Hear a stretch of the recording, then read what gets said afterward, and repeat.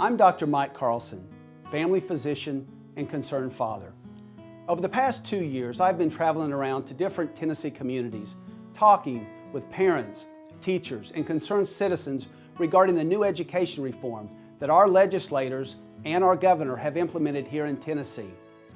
These are the Common Core standards, assessments, and the data collection that is being collected on our children and our families here in Tennessee.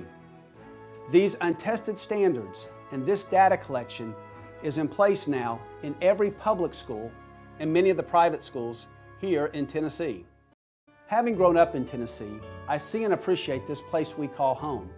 The culture of friendliness, the can-do spirit, the morality that we share based on our belief in God, along with respect for individuals, is unparalleled. I've experienced firsthand our education system, from the public school system all the way up to the university system. We learned of Tennessee's heritage and was instilled with a sense of patriotism for the founding of this country we call America. I remember the dedicated teachers who believed in me and my classmates and did so much to inspire and lead us in our studies. I have seen the greatness of Tennessee and America and what we can be when individuals are unleashed to express their own creativity and reach heights unimagined. Now, however, I'm deeply concerned with the direction our legislators and governor in Nashville are taking our children with the new education reform. When they signed on to Common Core standards and raced to the top here in Tennessee, they agreed to what's called a state longitudinal data system. This data system collects not only information on what grade our son or daughter made in English class, but also on our children's health, personality traits, conduct, likes, dislikes, and even our family's income and religious affiliation. This is unprecedented in Tennessee's history.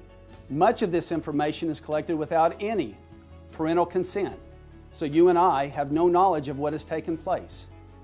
You might ask, how is this information obtained? Well, there are several ways the information is gathered on your child, including one-on-one sessions with school officials and volunteers, surveys which are handed out in classrooms and collected before coming home, constant testing and assessments that are used not only to gather academic data, but also personal qualities, habits, and traits as well. You may also be surprised to learn that the Federal Department of Education further recommends, through their document Promoting Grit, Tenacity, and Perseverance, the collection of biometric information on our children. Biometrics is the measurement and analysis of our child's unique physical and behavioral characteristics. These biometrics include psychological and behavioral characteristics, iris patterns, voice prints, handwriting, pulse monitoring, and even DNA sequence. All this data and information will be gathered and used to direct certain officials to set your child on a course that will ultimately determine their place in the workforce at a very young age. This ignores the fact that many of our greatest minds, like Isaac Newton, Albert Einstein, and even Thomas Edison, matured later on in their academic career and life. I dare say many of you knew what occupation or profession you wanted to take in the 5th or 6th grade. I believe it's fair to ask the question, who gives government the right to determine what our children are to become in life? This decision has always been and should remain with the individual child and their parents, which is the bedrock of a free society. As I travel around Tennessee, many of you have asked, how can the state and federal government do this? The answer is a law enacted in 1974 named FERPA, which stands for the Family Education Rights and Privacy Act. This law forbids the government from collecting personal data and restricting any aggregate data to a school official. Well, in 2011, the Obama administration gutted many of these restrictions and reinterpreted this law on its own without any congressional approval.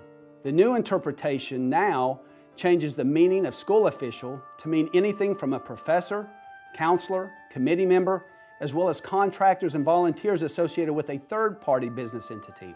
The Obama administration further changed what can be collected and now allows for the collection of personal identifiable information, which includes the collection of a student's name, their parents, family members, home addresses, emails, photographs, and even Social Security numbers, along with extracurricular activities and sporting participation.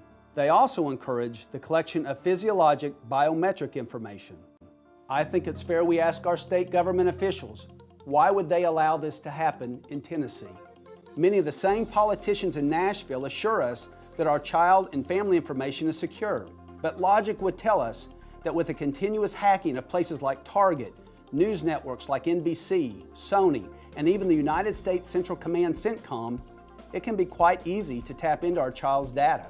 The governor and many of our legislators in Nashville are now claiming that they are going to form committees to look into Common Core standards and data collection.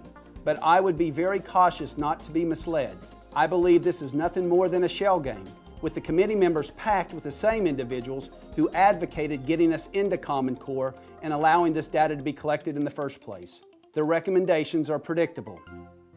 We at Tennessee Against Common Core believe that Tennessee needs bold leadership and are fighting to repeal Common Core standards and this unprecedented data collection that the state and federal government are collecting on our children and our families here in Tennessee.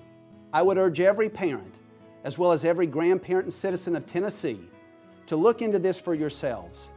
Then call our state legislators and Governor Haslam and demand putting an end to this practice. We stand on the shoulders of great people who went before us.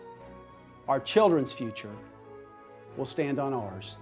Will they be broad enough to lift to shining and prosperous opportunity, or narrow, causing them to fall into despair and hardship? Working together to give back the innocence in our deeply held Tennessee beliefs to our children, as of old, while giving the power back to the parents, teachers, and local school boards where it belongs. Join us at Tennessee Against Common Core, promoting real education reform for Tennesseans, by Tennesseans.